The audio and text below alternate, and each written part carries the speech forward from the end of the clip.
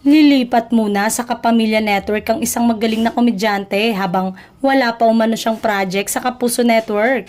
Siguradong nagpaalam naman daw ito sa management ng GMA kaya makakabalik siya pag natapos ang gagawing teleserye sa ABS-CBN.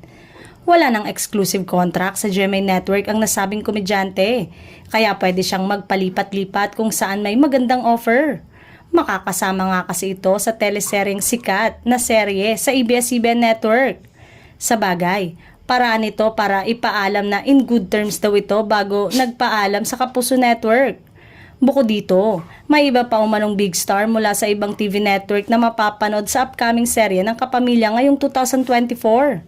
Mas pinalalakas pa nila ngayong talent management arm ng ABS-CBN, aside from yung mga big names na maaaring lumipat sa ABS-CBN.